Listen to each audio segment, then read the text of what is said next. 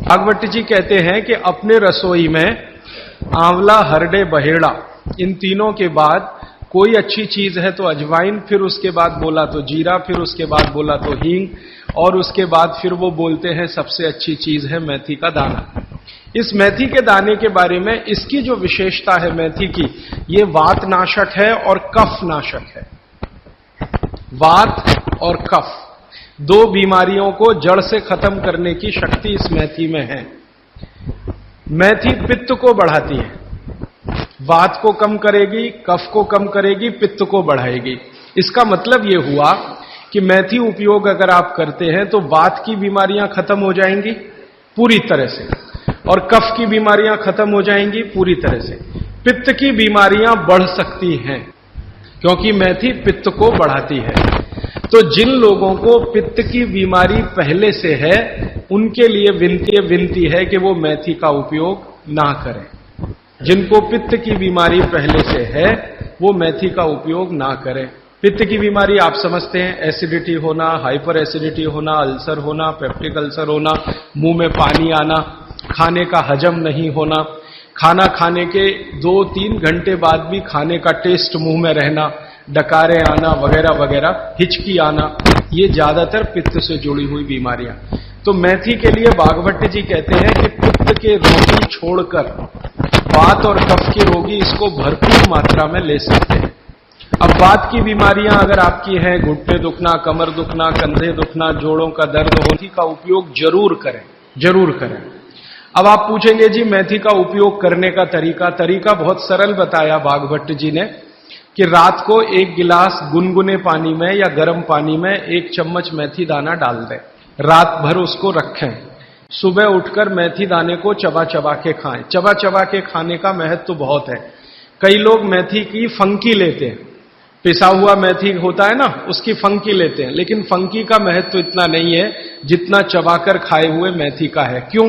कारण उसका यह है कि जैसे ही मेथी आप चबाते हैं लार बनना बहुत तेजी से शुरू होती है, क्योंकि मेथी का जो स्वाद है ना वो कटुक है, कषाय स्वाद है उसका। तो उस स्वाद की कोई भी चीज आप चबाएंगे बहुत तेजी से लार बनेगी, और वो लार मैंने आपको पहले ही बता दिया है आपके जीवन के लिए बहुत ही महत्वपूर्ण और उपयोगी है। इसलिए मेथी दाने को चबाकर खाने का असर बहुत गहरा और बहुत अच्छा होता है। तो आप मेथी दाना नियमित रूप से अपने घर में रखें, रसोई में रखें, उसका उपयोग करें। इस मेथी दाने के लिए एक बात वैसे मैंने महसूस की है, हमारे ज्यादातर घरों में अचार जितने भी बनते हैं सब में मेथी होती है ज्यादातर। तो आप भागवत जी की बात अगर मानते हैं और सुनते हैं तो जो भी अचार में मेथी है वो अचार नहीं है, औषधि है, दवा है। माने आप कभी भी अपने जीवन में ऐसे अचार खाने से परहेज ना करें जिसमें मेथी है।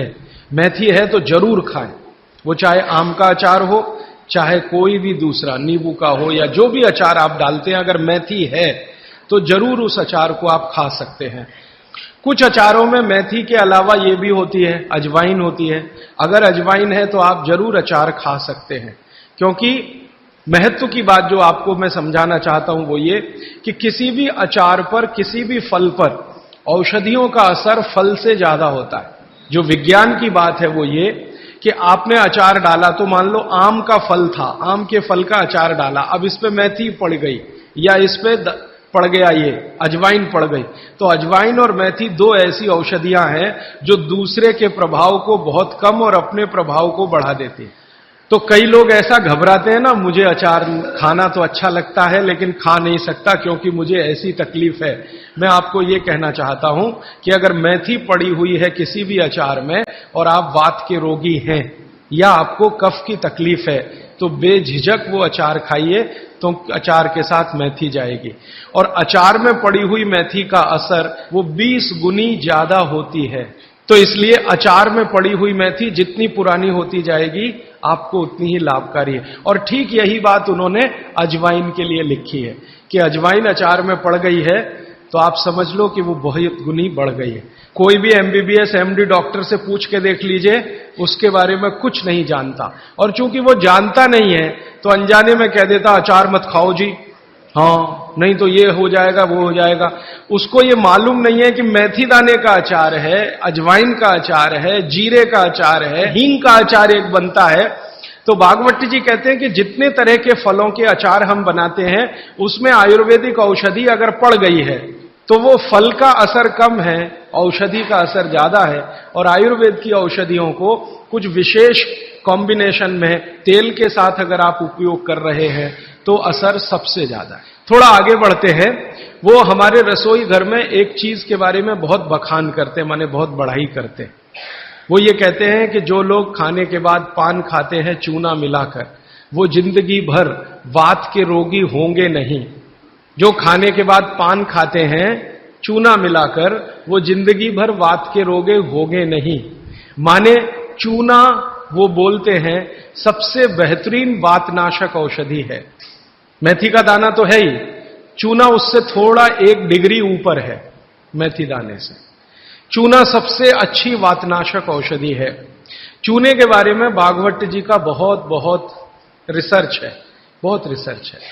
और वो ये कहते हैं कि ये भगवान की दी हुई प्रचंड मात्रा में अद्भुत ऐसी चीज है जो आपके वात के सब रोगों को दूर करेगी। माने घुटने दुखते हैं, कमर दुखती है, कंधा दुखता है, चूना खाइए।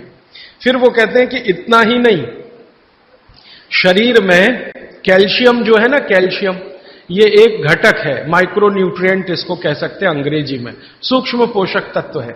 ये कैल्शियम के बारे में जो गंभीर बात है आज के विज्ञान के हिसाब से, जो मैं कहना चाहता हूं, भागवत जी ने तो 3500 साल पहले कह दिया, आज का विज्ञान उसको प्रूव कर रहा है, कंफर्म कर रहा है। वो ये कि कैल्शियम की कमी अगर शरीर को है तो आपको 20 नहीं 50 बीमारियां आएंगी।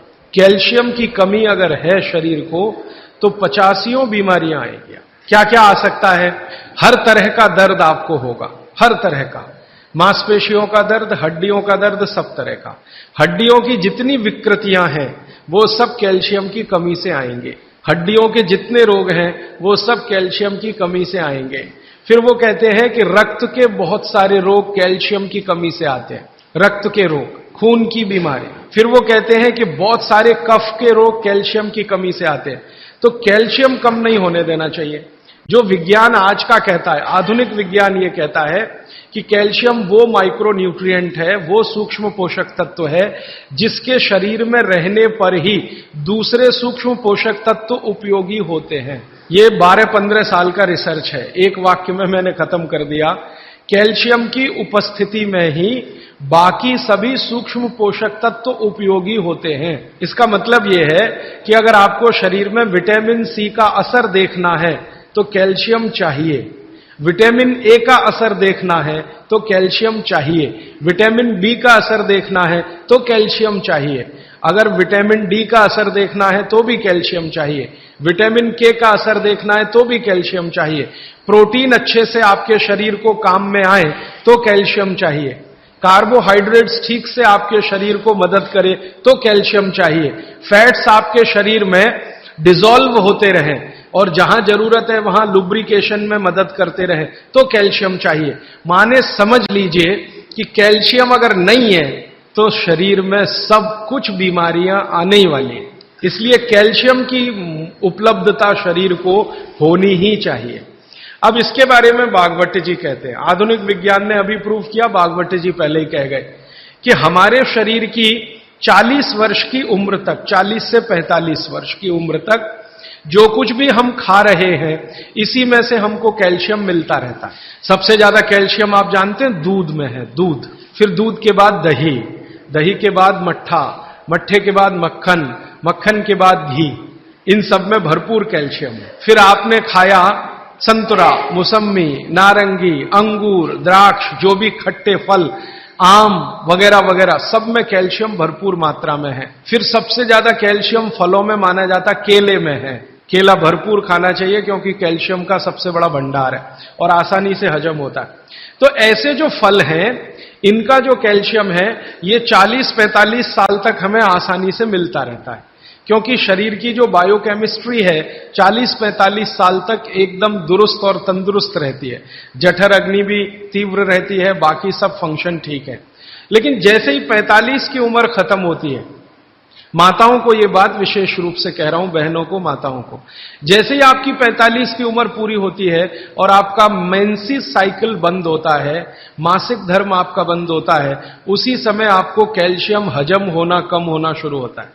आप कितना भी ये सब चीजें खाएं, केला भी खाएं, ये भी खाएं, लेकिन कैल्शियम उतना पूर्ति नहीं करता, क्योंकि कैल्शियम को शरीर में डाइजेस्ट कराने वाला जो हार्मोन है वो तभी तक आपको है जब तक आपकी मासिक चक्र की शुरुआत है। मासिक चक्र बंद होते ही ये हार्मोन कम होता है। आप जानते हैं कई हार्मोन्स कम हो जाते हैं, तो कैल्शियम डाइजेस्ट होना बहुत मुश्किल होता है। तब आपको जरूरत पड़ती है कि बाहर से कैल्शियम लें। इसलिए सब माताएं इस बात को ध्यान दें और इसको गांठ बांध लें कि 45 की उम्र होते ही चूना खाएं, क्योंकि अतिरिक्त बाहर से कैल्शियम उसी से मिलेगा। चूना जरूर खाएं आप सबके लिए, और आपको भी है चूना खाएं, क्योंकि आपकी उम्र भी 45 की जब पूरी होगी तो ये जो कैल्शियम है वो आपके लिए पर्याप्त नहीं है जो फलों से और सब्जियों से आ रहा है, कुछ अतिरिक्त चाहिए। और चूंकि बाकी सब माइक्रो न्यूट्रिएंट्स कैल्शियम की उपस्थिति में ही काम आएंगे, इसलिए इस पर ध्यान दीजिए। तो शायद इसलिए इस देश में एक परंपरा विकसित हुई है पान खाने की। ये पान खाने की परंपरा बहुत वैज्ञानिक है, बहुत ही वैज्ञानिक। जिसने भी शुरू की वो बागभट्ट का पक्का चेला रहा होगा, बहुत समझकर उसने ये शुरू की। और ये अद्भुत है। अद्भुत मैं इसलिए कह रहा हूं कि भारत की सब जातियों में उत्तर से दक्षिण, पूरब से पश्चिम ये परंपरा है। कहीं भी चले जाओ, आप सिक्किम में चले जाओ, अरुणाचल में चले जाओ, वो भी पान खाते हैं। और आप धुर दक्षिण में आ जाओ तो यहां भी है, उत्तर में चले जाओ, कहीं भी चले जाओ, तो ये पान खाना भारतीय सभ्यता का एक बहुत महत्वपूर्ण अंग है जो स्वास्थ्य से जुड़ा हुआ है। बस ध्यान इतना ही रखिए कि पान जो है चूने का ही खाना है। पान जो है चूने का ही खाना है। पान कभी भी कत्थे वाला ना खाएं, क्योंकि कत्था आपके लिए उतना उपयोगी नहीं है। कत्था स्वाद के लिए आप उपयोग करते हैं, चूना औषधि के लिए उपयोग करते हैं।